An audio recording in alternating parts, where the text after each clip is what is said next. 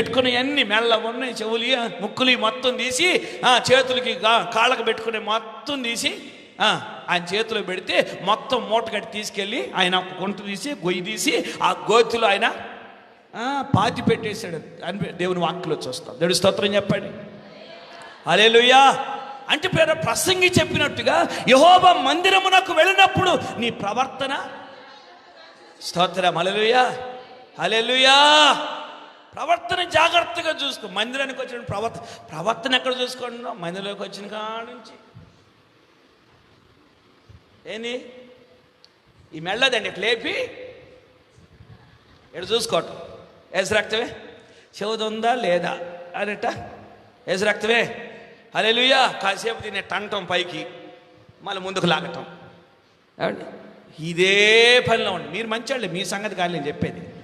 ఏసు రక్తమే, హల్లెలూయా. మందిరమునకు వచ్చినప్పుడు మన ప్రవర్తన ఎలా ఉండాలంట? జాగ్రత్త. దేవుని స్తోత్రం. ఇదంతా ఎగస్ట్రా అలంకరణ. ఏసు రక్తమే, హల్లెలూయా. మందిరానికి వచ్చినప్పుడు దైవభక్తి కలిగిన వారముగా రావాలి. మనం మందిరానికి వచ్చినప్పుడు ఎలా రావాలి? ఏమ్మా రత్నకుమారి గారు, జాయిస్ ఏముంది బయట? ఏం చేస్తా? ఆపుతావు, వెళ్ళి చేయడ్డం పెడతావు, ఏది ఇటు చూడండి, నాకు వెళ్ళి స్తోత్రం చెప్పండి గట్టిగా, రెండు చేతులు ఎత్తి స్తోత్రం చెప్పండి.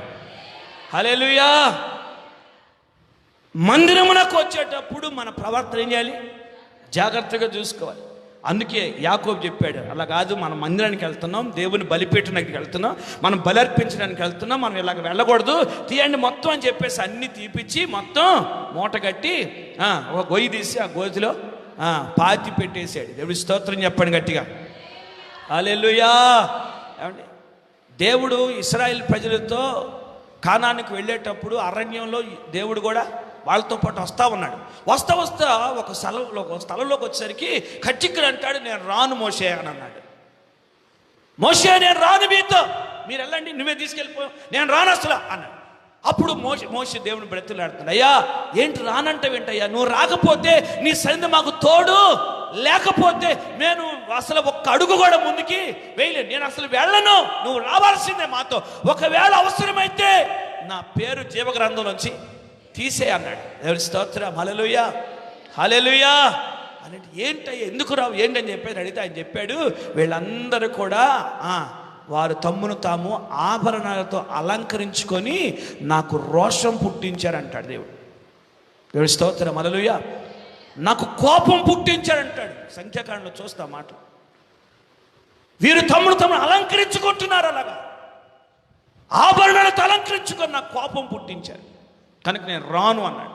అప్పుడు దేవుని సన్నిధిలో బ్రతులాడుకుంటే దేవుని సన్నిధిలో బ్రతులాడుకొని ఇశ్రాయేల్ ప్రజలు బ్రతులాడి చెప్తే అప్పుడు ఇశ్రాయేలు అవన్నీ కూడా తీసివేస్తే అప్పుడు తిరిగి మళ్ళా దేవుడు వారితో కూడా వచ్చినట్లుగా చూస్తాం. దేవుడి స్తోత్రం. కనుక బాహ్యమైన అలంకరణ కాదు, ఇప్పుడు ఆత్మ సంబంధంగా పరిశుద్ధాత్మ దేవుడు మనకు సిద్ధపరుస్తున్నాడు. హల్లెలూయా. పరిశుద్ధాత్మ వరాలతో సిద్ధపరుస్తున్నాడు, పరిశుద్ధాత్మ ఫలాలతో సిద్ధపరుస్తున్నాడు. ఆయన మనం సిద్ధపరుస్తున్నాడు కనుక పరిశుద్ధాత్మ చేత మనం సిద్ధపరచబడి యేసయ్య కొరకు ఎదురు చూసి ఆయన రాకడలో మనము ఎత్తబడాలి. దేవుడి స్తోత్రం, హల్లెలూయా. ఎస్తేరు అహష్వేరోషు రాజు యొక్క దయను పొందినట్లుగా మన దేవుని దయను మనం పొందుకోవాలి. స్తోత్రం చెప్పండి గట్టిగా, రెండు చేతులు ఎత్తి స్తోత్రం చెల్లిద్దాం. హల్లెలూయా. కనుక ప్రభుని పేర మన దేవుడు మన సిద్ధపరిచేవాడు కనుక సిద్ధపడవలసిన అనుభవం మనకి ఎంతైనా ఉంది. దేవుడు కోరేషును సిద్ధపరిస్తే కోరేషు సిద్ధపడ్డాడు. దేని కొరకు సిద్ధపరిచాడు దేవుడు, ఏ ప్రజల కొరకు దేవుడు కోరేషును సిద్ధపరిచాడో, ఏ ప్రాంతానికి వెళ్ళాలని దేవుడు కోరేషును సిద్ధపరిచాడో, ఏమి చెయ్యాలని కోరేషును దేవుడు సిద్ధపరిచాడో అది సమస్తము కోరేషు చేసి దేవుని మహిమపరిచాడు. హల్లెలూయా. అలాగే కోరేషును సిద్ధపరిచిన దేవుడు మనల్ని కూడా సిద్ధపరచును గాక. పరిశుద్ధాత్మ దేవుడు మనల్ని సిద్ధపరచును గాక. ఆయన రాకడకు సిద్ధపరచును గాక. పెళ్లి కుమార్తెగా సిద్ధపరచును గాక. ఆత్మ సంబంధమైన సిద్ధపాటు దేవుడు మనకు దయచేయును గాక. హల్లెలూయా. అట్టి కృపను మనం అనుభవిద్దాం. దేవుడి మాటలు దీవించి ఆశీర్వదించును గాక. అందరూ తల్ల వంచండి, కళ్ళు మూసుకునండి, ప్రార్థన చేసుకుందాం. అందరూ కూడా తల్ల వంచి కళ్ళు మూసుకొని ఒక్క నిమిషం పాటు చెప్పండి వాక్యాన్ని బట్టి ప్రభుని స్తుతిద్దాం. కోరేషును దేవుడు ఎన్నుకున్నాడు. నీవు నన్ను ఎరుగకుండినప్పటికీ నీకు బిరుదులు ఇచ్చి తిని అంటాడు. నీవు నన్ను ఎరుగకుండినప్పటికీ నిన్ను సిద్ధపరిచానంటాడు. కోరేషును దేవుడు సిద్ధపరిచాడు. కోరేషుకు దేవుడు బిరుదులు ఇచ్చాడు. దేవుడివి ఇచ్చే బిరుదులు కావాలి. ఆత్మ సంబంధమైన బిరుదులు కావాలి. ఆత్మ సంబంధమైన సిద్ధపాటు కావాలి. ప్రభువా, కోరేషును సిద్ధపరిచినట్లుగా నన్ను కూడా సిద్ధపరిచయ్యా. నీ రాకడకు నన్ను సిద్ధపరిచయ్యా. పెళ్లి కుమార్తెగా నన్ను సిద్ధపరిచయ్యా. నీ రాజ్యము కొరకు నన్ను సిద్ధపరిచయ్యా. అయ్యా, పరలోకమందు నా కొరకు నువ్వు సిద్ధపరిచిన ఇంటి కొరకు నన్ను సిద్ధపరిచయ్యా. సిద్ధపడే అనుభవం నాకు దయచేయి. కృప చూపయ్యా అని ప్రార్థన చేద్దాం. సిద్ధపరుస్తున్నాడు పరిశుద్ధాత్మ దేవుడు నీతో మాట్లాడుతూ. నేను ఎలాగో సిద్ధపరుస్తున్నాడో, ఏమని సిద్ధపరుస్తున్నాడో అలాగో సిద్ధపడాలి. దేవుని సందులో లోబడి, ప్రభా నీవు నన్ను సిద్ధపరిస్తే నేను దయ పొందుతానయ్యా.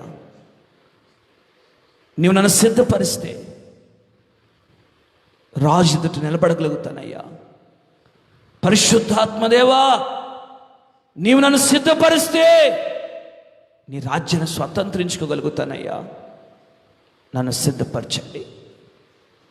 పరిశుద్ధాత్మదేవా, నన్ను విడిచిపెట్టద్దు, దాటిపోవద్దు. నన్ను సిద్ధపరచయ్యా. నన్ను సిద్ధపరచయ్యా.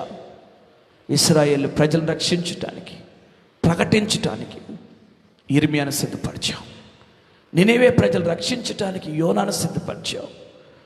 బంధకాల్లో, బబులోను చెరలో ఉన్న ఇశ్రాయేలు ప్రజలు విడిపించి యెరూషలేమును కట్టడానికి అయ్యా కోరేషును సిద్ధపరిచావు. ఒక అన్యుడైన కోరేషును నువ్వు సిద్ధపరిచావయ్యా. అలాగ నన్ను సిద్ధపరచు.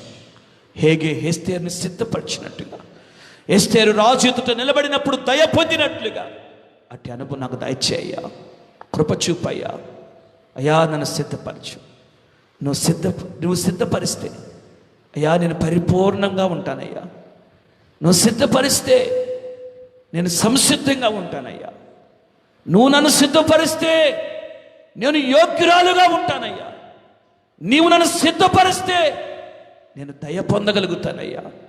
అయ్యా, దేవుని దయ పొందినట్లుగా నీవు నన్ను సిద్ధపరచయ్యా అని ప్రభు సన్నిధిలో ప్రార్థన చేద్దాం. హల్లెలూయా, హల్లెలూయా, హల్లెలూయా, హల్లెలూయా. చెప్పండి అందరు కూడా దేవునికి స్తుతులు చెప్పండి. అందరు కూడా ప్రభుకు స్తుతులు చెప్పండి. వినబడాలి, మీ స్వరాలు వినబడాలి, మీ స్తుతులు వినబడాలి. స్తోత్రం, స్తోత్రం, స్తోత్రం.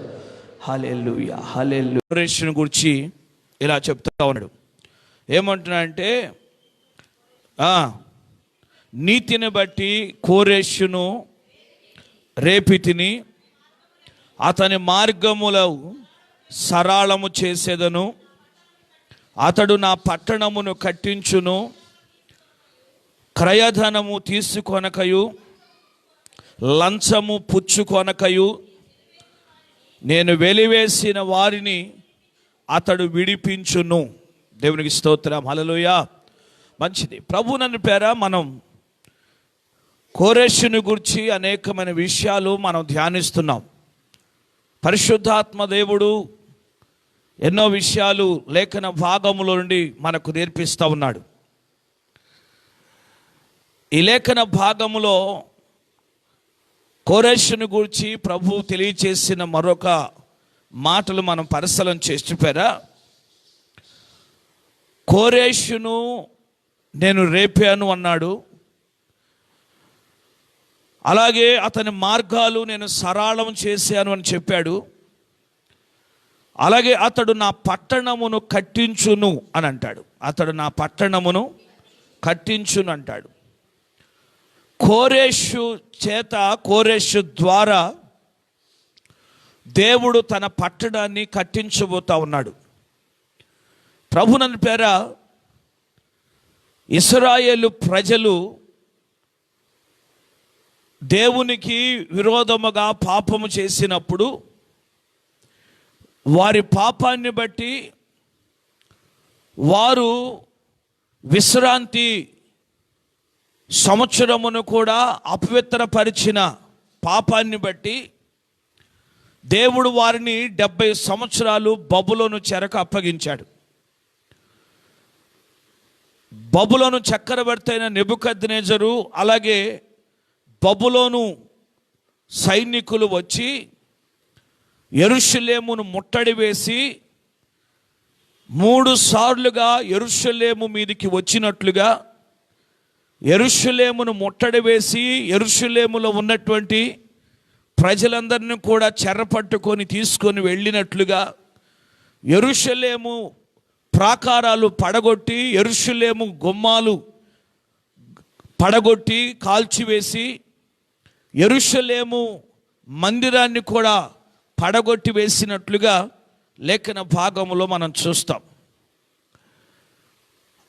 ఇప్పుడు ఇశ్రాయేలుకు మందిరము లేదు, ఇశ్రాయేలు ప్రజలకు పట్టణము లేదు, పట్టణము పాడైపోయింది, పట్టణము పడగొట్టబడింది, మందిరము కూడా పడద్రోయబడింది, ప్రాకారాలు కూడా లేవు ఆ పట్టణానికి. అలాంటి పరిస్థితి ఆ యెరూషలేముకు కలిగినప్పుడు దేవుడు ఇశ్రాయేలు 70 సంవత్సరాల శ్రమ తరువాత చెర తరువాత వారిని విడిపిస్తానని పారసీక రాజైనటువంటి కోరేషు వస్తాడని, రాజ్యము బబులోని దగ్గర నుండి తీసివేయబడి పారసీకులు అవుతుందని, మీకు శుభవచనము మీ జీవితంలో నెరవేరుతుందని దేవుడు ఇశ్రాయేలుతో చెప్పినట్లుగా ఇప్పుడు పారసీక రాజైనటువంటి కోరేషును దేవుడు రేపి అతన్ని ఏర్పాటు చేసుకున్నాడు, అతని మార్గాలు సరళం చేశాడు. ఇశ్రాయేలు ప్రజలు మందిరము లేని పరిస్థితిలో, పట్టణము లేని పరిస్థితిలో, ప్రాకారాలు లేని పరిస్థితిలో ఉన్నప్పుడు వారి విషయములో దేవుడు ఎంతగానో కృప చూపి ఇప్పుడు ఆ పట్టణాన్ని తిరిగి కట్టించటానికి, మందిరాన్ని తిరిగి కట్టించటానికి దేవుడు కోరేషును ఎన్నుకుంటున్నట్టుగా, ఏర్పాటు చేసుకుంటున్నట్లుగా మనం చూడగలుగుతాం. స్తోత్రం చెప్పండి గట్టిగా.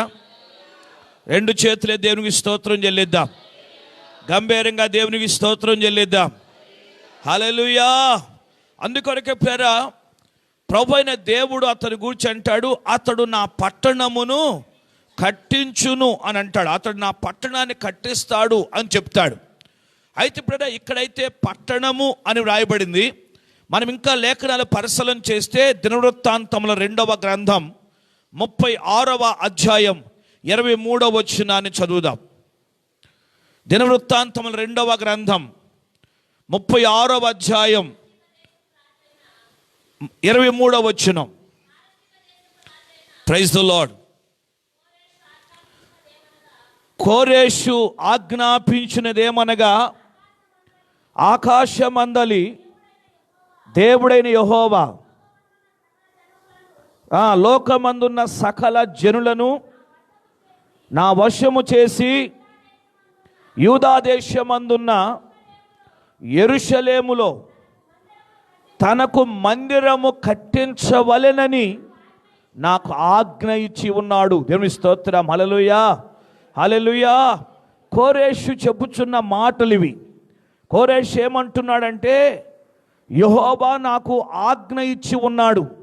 ఏమని అనంటే, ఆ ఆకాశమందున్న దేవుడైన యెహోవా లోకమందున్న సకల జనములను నా వశము చేశాడు.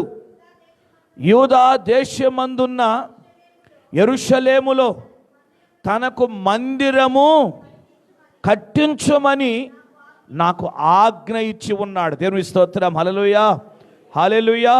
కోరేషు చెప్తున్నాడు, నాకు ఆజ్ఞ ఇచ్చి ఉన్నాడు. ఒకటి, ఆకాశమందున్న దేవుడు లోకమందున్న సకల జనులను నా వశము చేశాడు. అంత మాత్రమే కాదు, యూదా దేశమందు యెరూషలేములో ఆయనకు ఒక మందిరము కట్టించాలని నాకు ఆజ్ఞ ఇచ్చి ఉన్నాడు. దేవుని స్తోత్రం, హల్లెలూయా. నాకు ఆజ్ఞ ఇచ్చి ఉన్నాడు అని అంటాడు. తర్వాత ఎజ్రా గ్రంథం 1వ అధ్యాయం 2వ వచనం చదువుదాం. పారసీక దేశపు రాజైన కోరేషు ఆజ్ఞాపించినదేమో అని ఆజ్ఞ ఇచ్చాడంట. దేవుని స్తోత్రం, హల్లెలూయా, హల్లెలూయా. మందిరాన్ని కట్టించమని ఆజ్ఞ ఇచ్చాడు. ఇలాగూ దినవృత్తాంతం 2వ గ్రంథం 36వ అధ్యాయం 23వ వచనంలో, అలాగే ఎజ్రా గ్రంథం 1వ అధ్యాయం 2వ వచనంలో కోరేషు చెప్తున్న మాట ఏంటంటే, యూదా దేశమందు యెరూషలేములో ఆ దేవునికి ఒక మందిరము కట్టించమని నాకు ఆజ్ఞ ఇచ్చి ఉన్నాడు. దేవుని స్తోత్రం, హల్లెలూయా. అదే ఇప్పుడు ప్రభు చెప్తున్న మాట. యెషయా గ్రంథం 45వ అధ్యాయం 13వ వచనంలో ప్రభు చెప్తున్న మాట అదే. అతడు నా మందిరమును కట్టేస్తాడు. దేవుని స్తోత్రం, హల్లెలూయా. అతడు నా మందిరాన్ని కట్టేస్తాడు అని చెప్తున్నాడు. కనుక ప్రభువుని మందిరాన్ని కట్టించటము అని అంటే ఇది చాలా శ్రేష్టమైన అనుభవం, ఇది గొప్ప అనుభవం. మందిరము కట్టడం అందరికీ దేవుడు అవకాశం ఇవ్వడు. అందరూ మందిరాలు కట్టలేరు. మందిరాన్ని కట్టడానికి దేవుడు కొందరికే అవకాశాన్ని ఇస్తాడు. దేవుడు ప్రభువుని లేఖన భాగములో మనం పరిశీలన చేసినట్లయితే దావీదును గూర్చి వ్రాయబడింది 132వ కీర్తన 132వ కీర్తన చదువుదాం. 1వ వచనం నుండి 5వ వచనం వరకు. యెహోవా దావీదునకు కలిగిన బాధలన్నిటినీ అతని పక్షమున జ్ఞాపకము చేసుకొనుము. అతడు యెహోవాతో ప్రమాణపూర్వకముగా మాట ఇచ్చాడంట. దేవుని స్తోత్రం, హల్లెలూయా. దావీదుని గురించి ఇక్కడ మనం చూస్తూ ఉన్నాం. దావీదు దేవునికి ప్రమాణపూర్వకంగా ఏమిచ్చాడు? మాట ఇచ్చాడు. ఏమని అనంటే చదవండి. యాకోబు యొక్క బలిష్ఠునికి మ్రొక్కుబడి చేశాను. ఎట్లనగా యెహోవాకు నేనొక స్థలము చూచు వరకు, యాకోబు యొక్క బలిష్ఠునికి ఒక నివాస స్థలము నేను చూచు వరకు నా వాసస్థానమైన నా గుడారములో నేను ప్రవేశింపను. నేను పరుండు మంచం మీదికి ఎక్కను. నా కన్నులకు నిద్ర రానియను. నా కనురెప్పలకు కునుకుపాటు రానియను. దేవుని స్తోత్రం చెప్పండి గట్టిగా. 2 చేతులే దేవుని స్తోత్రం చెల్లిద్దాం. హల్లెలూయా. ప్రభువుని ఇక్కడ దావీదు ప్రమాణం చేస్తూ ఉన్నాడు. దావీదు యొక్క ప్రమాణం ఏంటో తెలుసా? దావీదు యొక్క ఉద్దేశం ఏంటో తెలుసా? దావీదు యొక్క కోరిక ఏంటో తెలుసా? దేవుని మందిరాన్ని కట్టాలి అని ఆయన కోరిక. దేవుని స్తోత్రం, హల్లెలూయా. ఆ మందిరాన్ని కట్టడానికి అతని ప్రమాణం ఏంటో తెలుసా? యాకోబు యొక్క బలిష్ఠునికి నేను మ్రొక్కుబడి చేసుకున్నాను అంటాడు. దేవుని స్తోత్రం, హల్లెలూయా, హల్లెలూయా. యాకోబు యొక్క బలిష్ఠునికి మ్రొక్కుబడి చేశాడు. ఏమిటి అని అంటే, యెహోవాకు నేను ఒక స్థలము చూచు వరకు, యాకోబు యొక్క బలిష్ఠునికి ఒక నివాస స్థలమును నేను చూచు వరకు నా వాసస్థానమైన నా గుడారములో నేను ప్రవేశింపను. నేను పరుండు మంచం మీదకి నేను ఎక్కను. నా కనులకు నిద్ర రానియను. నా కనురెప్పలకు కునుకుపాటు కూడా. స్తోత్రం. దేవుని మందిరాన్ని గూర్చి ఎంత గొప్ప తీర్మానమో చూడండి దావీదుకి. దేవుని స్తోత్రం, హల్లెలూయా. దేవుని మందిరాన్ని గురించి గొప్ప తీర్మానం దావీదు చేసుకుంటా ఉన్నాడు. నా దేవుని యొక్క మందిరం నేను నిర్మించాలి, ఆయనకు ఒక నివాస స్థలాన్ని ఏర్పాటు చేయాలి అని చెప్పి ఎంతగానో అతడు తీర్మానం చేసుకుంటున్నట్లుగా మనం చూస్తాం. దేవుని స్తోత్రం, హల్లెలూయా, హల్లెలూయా. తర్వాత 6వ వచనం అంటాడు, ఇదిగో అది ఎఫ్రాతాలోనున్నదని మేము వింటిమి, యాయీరు పొలములో అది దొరికేను అని అంటాడు. దేవుని స్తోత్రం, హల్లెలూయా. ఆ స్థలం ఎక్కడుంది? మందిరం కట్టే స్థలం అంటే ఎఫ్రాతాలో ఉందంటాం. యాయీరు పొలములో ఉన్నది అని చెప్పి ఇక్కడ అంటున్నాడు. దేవునికి స్తోత్రం చెప్పండి గట్టిగా. హల్లెలూయా. తర్వాత 14వ వచనంలోకి వచ్చేసరికి అంటాడు, చదవండి 14వ వచనంలో, నేను కోరిన స్థానము ఇది నిత్యము నాకు విశ్రమ స్థానముగా ఉండును, ఇక్కడనే నేను నివసించేదను. దేవుని స్తోత్రం, హల్లెలూయా. 13-14 వచనాలు చూస్తే ఆయన అక్కడ నివాసాన్ని కోరుకున్నట్లుగా, ఆయన సియోన్ని ఏర్పాటు చేసుకున్నట్లుగా లేఖన భాగంలో మనం చూస్తాం. అయితే దావీదుకి ఆశ ఉంది, దావీదుకు కోరికుంది, మందిరాన్ని కట్టించాలని ఆలోచన అయితే దావీదుకు ఉంది. కానీ దేవుడు దావీదుని వద్దన్నాడు. దేవుని స్తోత్రం, హల్లెలూయా. దావీదు, నీవు మందిరము కట్టలేవు, ఎందుకంటే నీ చేతులు విస్తారముగా రక్తమును ఒలికించేవి గనుక నీవు నీ చేతులతో నా మందిరాన్ని కట్టడానికి వీలు కుదరదు. నీ గర్భములోని వచ్చిన నీ కుమారుడు నా మందిరాన్ని కడతాడు అని చెప్పాడు. దేవుని స్తోత్రం, హల్లెలూయా. కనుక ప్రభువుని పేర దావీదుకైతే కోరిక ఉంది, కానీ దావీదైతే ఆ మందిరం కొరకు ఎంతగానో మరి వస్తువులు ఉపకరణాలన్నీ సమకూర్చాడు, కానీ మెటీరియల్ అంతా సమకూర్చాడు, కానీ మ్రానులు రాళ్ళు వెండి బంగారం ఎంతో సిద్ధపరిచాడు, కానీ దేవుడైతే దావీదుకి అవకాశము ఇవ్వలా. దేవుడి స్తోత్రం, హల్లెలూయా, హల్లెలూయా. కానీ దావీదుని గురించి దేవుడు ఏమంటాడు? అతడు నా హృదయానుసారుడు అంటాడు. దావీదుని గురించి దేవుడు ఏమంటాడు? ఇదిగో దావీదుకి దేవుడు శాశ్వతమైన కృప చూపినట్లుగా చూస్తాం. దేవుడి స్తోత్రం, హల్లెలూయా. అయితే దావీదు దేవునికి హృదయానుసారుడు అయినప్పటికీ, దావీదుకి దేవుడు శాశ్వతమైన కృప చూపినప్పటికీ, దావీదు మందిరము కట్టాలని కోరికను కలిగి ఉన్నప్పటికీ దావీదు మందిరాన్ని కట్టలేకపోయాడు. కానీ ఒక అన్యుడైనటువంటి కోరేషు దేవుని మందిరాన్ని కట్టడానికి దేవుడు ఎన్నుకున్నాడు. స్తోత్రం చెప్పండి, హల్లెలూయా. ఒక కోరేషుని, ఒక అన్యుడైనటువంటి కోరేషుని దేవుడు తన మందిరాన్ని కట్టడానికి ఎన్నుకున్నాడు. అతడు నా మందిరమును కట్టును అని చెప్తున్నాడు, నా పట్టణాన్ని కడతాడు అని చెప్తున్నాడు దేవుడు. కనుక దేవుడు కోరేషుని ఎన్నుకున్నాడు, ఏర్పాటు చేసుకున్నాడు. కనుక కోరేషుకి, ఒక అన్యుడైనటువంటి కోరేషుకి మందిరాన్ని కట్టి అవకాశాన్ని దేవుడు ఇచ్చాడు. స్తోత్రం చెప్పండి గట్టిగా, 2 చేతులెత్తి స్తోత్రం చెల్లిద్దాం, హల్లెలూయా. అలాగే ప్రేర లేఖనాలు మనం పరిశీలన చేసినట్లయితే జకరియా ప్రవచన గ్రంథం, జకరియా ప్రవచన గ్రంథం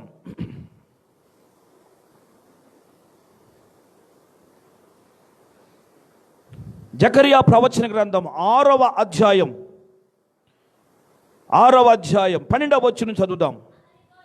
అతనితో ఇట్లనము, సైన్యములకు అధిపతియగు యెహోవా సెలవిచ్చినదేమనగా, చిగురు అను ఒకడు కలడు, అతడు తన స్థలములో నుండి చిగుర్చును, అతడు యెహోవా ఆలయమును కట్టును. స్తోత్రం చెప్పండి గట్టిగా, 2 చేతులెత్తి స్తోత్రం చెప్దాం, హల్లెలూయా. సైన్యములకు అధిపతియగు యెహోవా సెలవిస్తున్నాడు. ఏమని సెలవిస్తున్నాడంటే, చిగురు అను ఒకడు కలడు అంటాడు. దేవుని స్తోత్రం. చిగురు అను ఒకడు కలడు అని అంటాడు. అతడు తన స్థలము నుండే చిగుర్చును అని అంటాడు. అతడు తన స్థలము నుండే చిగురుస్తాడు. ఎవరు ఈ చిగురు అని అంటే ఆ చిగురు మన ప్రభు అయినటువంటి యేసుక్రీస్తే. స్తోత్రం చెప్పండి, 2 చేతులెత్తి స్తోత్రం చెప్దాం, హల్లెలూయా. ఏమండి, యెషయా మొద్దు నుండి, యెషయా గ్రంథం 11 మొదటి వచనంలో చూస్తాం, యెషయా మొద్దు నుండి చిగురు పుట్టును అని అంటాడు. కనుక ఆ చిగురు మన ప్రభు అయిన యేసుక్రీస్తే. ప్రకటన గ్రంథం 22వ అధ్యాయం 16వ వచనంలో చూస్తే అక్కడ అంటాడు, చిగురు అను నేను అని అంటాడు ప్రభు. దేవుని స్తోత్రం. దావీదు, నేను దావీదు వేరు చిగురును అని అంటాడు. స్తోత్రం, హల్లెలూయా. కనుక ప్రభువునని పేర ఇక్కడ ఆ చిగురు మన ప్రభు అని యేసుక్రీస్తే. ఇప్పుడు ఇక్కడ జకరియా ప్రవచనము మనం పరిశీలన చేసినట్లయితే ఆయన చెబుతున్న మాట ఏంటంటే పేర, ఇదిగో చిగురు అను ఒకడు కలడు అని అంటాడు. చిగురు అను ఒకడు కలడు, అతడు తన స్థలము నుండే చిగుర్చును, అతడు యెహోవా ఆలయమును కట్టును అంటాడు. దేవుని స్తోత్రం, హల్లెలూయా. అతడు యెహోవా ఆలయాన్ని కడతాడు అని మనం చూస్తున్నాం. కనుక ప్రభువునని పేర ఈ ఆలయాన్ని గురించి, ఆ కట్టేటువంటి విధానం గురించి మనం పరిశీలన చేసినట్లయితే ప్రభు అయినటువంటి యేసుక్రీస్తు యెహోవా ఆలయాన్ని కడతాడు అని మనం చూస్తున్నాం. దేవుని స్తోత్రం, హల్లెలూయా. ఈ యొక్క అవకాశాన్ని ప్రభు అయినటువంటి యేసుక్రీస్తుకి దేవుడు అవకాశం ఇచ్చాడు. దేవుని స్తోత్రం, హల్లెలూయా. మందిరం కట్టడానికి, ఆలయాన్ని నిర్మించటానికి దేవుడు అవకాశం ఇచ్చాడు. దేవుని స్తోత్రం, హల్లెలూయా. తాను పరిచర్య చేస్తున్న దినాల్లో ఇదిగో నేను ఈ దేవాలయాన్ని పడగొట్టి 3 దినాల్లో నేను తిరిగి దాన్ని లేపుతానన్నాడు. దేవుని స్తోత్రం, హల్లెలూయా. దాన్ని మరలా నేను కడతాను అని చెప్పాడు. అయితే ప్రభువైన యేసుక్రీస్తు చెప్తున్నటువంటి ఆ ఆలయము ఆత్మ సంబంధమైన ఆలయం, లేకపోతే తన దేహం అనేటువంటి ఆలయాన్ని గూర్చి ఆయన మాట్లాడుతున్నట్లుగా లేఖన భాగాన్ని బట్టి మనం గ్రహించాలి. స్తోత్రం చెప్పండి, హల్లెలూయా. ఇలాగూ మందిరాలు కట్టేటువంటి అవకాశము దావీదుకి దొరకలేదు, కానీ ఇప్పుడు ప్రభువైన యేసుక్రీస్తుకి ఈ అవకాశం దొరికింది. దావీదు చిగురైన యేసుక్రీస్తు ప్రభుల వారికి ఈ యొక్క అవకాశం దొరికింది. ఆయన యెహోవా ఆలయాన్ని కట్టును అని అంటాడు. కనుక దేవుని ఆలయం కట్టడం ఎంతో ఆశీర్వాదకరం. దేవునికి స్తోత్రం, హల్లెలూయా. ఎంతో దీవెనకరమైన అనుభవం అది, ఎంతో దేవుడిచ్చిన ఒక యోగ్యత అని నేను ప్రభు పేరిట మనం చేస్తా ఉన్నాను. దేవునికి స్తోత్రం, హల్లెలూయా. అయితే ఈ యొక్క లేఖనాలను బట్టి మనం పరిశీలన చేస్తే ఇప్పుడు ఆత్మ సంబంధమైన మందిరాలు కట్టడానికి దేవుడు తన సేవకులు ఎన్నుకున్నాడు. దేవుని స్తోత్రం, హల్లెలూయా. మనమే సంఘాలు కట్టబడుతుంటే, సంఘాలు నిర్మించబడుతుంటే, ఆత్మలు సంఘంలో చేర్చబడతా ఉంటే ఆత్మ సంబంధమైన మందిరముగా సంఘము కట్టబడుతుంది అని చెప్పి దేవుని వాక్యాన్ని బట్టి మనం గ్రహించాలి. స్తోత్రం చెప్పండి, హల్లెలూయా. కనుక ప్రభువుని పేర ఇక్కడ ప్రభు అయినటువంటి దేవుడు చెప్పినట్లుగా కోరేషు దేవుని యొక్క ఆలయాన్ని కట్టాడు. దేవుని స్తోత్రం, హల్లెలూయా. దేవుని పట్టణాన్ని కట్టాడు. అలాగూ కట్టడానికి దేవుడు కోరేషుకి ఈ అవకాశాన్ని దేవుడు అనుగ్రహించాడు. దేవుని స్తోత్రం, హల్లెలూయా, హల్లెలూయా. కనుక అందుని బట్టి ఎంతైనా దేవుని స్తుతించాలి. అయ్యా, ఒక అన్యుడైనటువంటి కోరేషుని ఎన్నుకొని తూర్పు నుండి అతను రేపి అతను ఎంతగానో నీవు ఏర్పాటు చేసుకొని నీ మందిరాన్ని కట్టి నీ పట్టణాన్ని కట్టి అవకాశం నువ్వు ఇచ్చావయ్యా. అయ్యా, దావీదుకు కూడా లేనటువంటి గొప్ప భాగ్యం ఇది అని చెప్పి ఎంతైనా మనం దేవుని స్తుతించాలి. హల్లెలూయా, హల్లెలూయా. ఇంకా కోరేషుని ఎంతగా దేవుడు ప్రేమించాడో దీన్ని బట్టి మనం అర్థం చేసుకోవాలి. ఎంతగా దేవుడు కోరేషుని ఇష్టపడ్డాడో ఈ యొక్క మాటను బట్టి మనం గ్రహించాలి. స్తోత్రం చెప్పండి గట్టిగా. కట్టడానికి ఎన్నుకున్నట్లుగా దేవుని వాక్యలో చూస్తున్నాం. స్తోత్రం చెప్పండి, హల్లెలూయా. కనుక ప్రభువుని పేర ఇప్పుడు కోరేషుని దేవుడు ఎన్నుకున్నాడు, ఏర్పాటు చేసుకున్నాడు. దేవుడు అతను ఎన్నుకొని ఏర్పాటు చేసుకున్నప్పుడు దేవుడు ఎంతగానో కోరేషుని ఆశీర్వదించి ఆ పట్టణాన్ని, ఆ మందిరాన్ని కట్టేటట్లుగా ఇశ్రాయేలు ప్రజలను విడిపించి పంపించినట్లుగా దేవుని వాక్యంలో మనం చూస్తాం. స్తోత్రం చెప్పండి గట్టిగా, హల్లెలూయా, హల్లెలూయా. కనుక ప్రభువుని పేర ఈ ప్రవచనం యెషయా ఈ ప్రవచనాన్ని ప్రవచించిన తరువాత 150 సంవత్సరాలకి ఇది నెరవేరినట్లుగా కోరేషు ద్వారా దేవుని వాక్యాన్ని బట్టి మనం గ్రహించవచ్చు. దేవుని స్తోత్రం. కనుక 150 సంవత్సరాలకి ఈ యొక్క ప్రవచనం నెరవేరింది. కనుక ప్రభువుని పేర దేవుడు అవకాశం ఇచ్చాడు కోరేషుకి మందిరాన్ని కట్టే అవకాశాన్ని. దావీదుకి లేదు, తన కుమారుడైన సొలొమోనుకి దేవుడు అవకాశం ఇచ్చాడు. అయితే సొలొమోను తన మనస్సుకు వచ్చినట్లుగా కట్టాడంట మందిరాన్ని. దేవుని స్తోత్రం, హల్లెలూయా. ఏమండి, మందిరాన్ని తన మనస్సుకు వచ్చినట్లుగా, తన మనస్సుకు ఎలాగూ ఇష్టమైందో, ఎలా కట్టాలనుకున్నాడో, ఏమి నిర్మించాలనుకున్నాడో అలాగూ అతడు నిర్మించినట్లుగా లేఖన భాగంలో మనం చూస్తాం. అయితే ప్రభువుని పేర ఇప్పుడు ఆత్మ సంబంధంగా మనం పరిశీలన చేయాల్సిన అనుభవం ఏంటంటే, మనం బాహ్యమైన మందిరాలు కట్టకపోయినా మనం ఆత్మ సంబంధమైన మందిరాలు కట్టాలి. ఆత్మను రక్షించాలి, ఆత్మలను దేవునికి అప్పగించాలి, దేవుని యొక్క రక్షణ పొందేటట్లుగా వారిని పురికొల్పాలి. ఇలాంటి అనుభవాన్ని మనం కలిగి ఉంటే ఇప్పుడు మనం బాహ్యమైన మందిరాలు కట్టకపోయినా ఆత్మ సంబంధమైన మందిరాలు మనము కడుతున్నాము అని చెప్పి దేవుని వాక్యాన్ని బట్టి మనం గ్రహించాలి. స్తోత్రం చెప్పండి, హల్లెలూయా. కనుక అలాగు పేర మందిరాలు కట్టే అనుభవం మనకు కావాలి, మందిరాలు నిర్మించే అనుభవం మనకు కావాలి. బాహ్యమైన మందిరాలు కాకపోయినా మనం ఆత్మ సంబంధమైన మందిరాలు, ఆత్మను సంపాదించి, ఆత్మను రక్షించి, ఆత్మను దేవునికి అప్పగించేటువంటి అనుభవాలు ఎంతైనా అవసరమని నేను ప్రభు పేరిట ప్రేమపూర్వకంగా మనం చేస్తూ ఉన్నాను. హల్లెలూయా. కనుక మన దేవుడు మరి మందిరాన్ని కడుతూ ఉన్నాడు, ఆలయాన్ని కడుతూ ఉన్నాడు. కనుక అట్టి అనుభవాలు మనం కూడా కలిగి ఉండి దేవుని యొక్క సంధిలో ముందుకు సాగుదాం. అట్టి కృప దేవుడు మనకు దయచేయునుగాక. ఆమేన్. దేవుడి మాటలు దీవించునుగాక.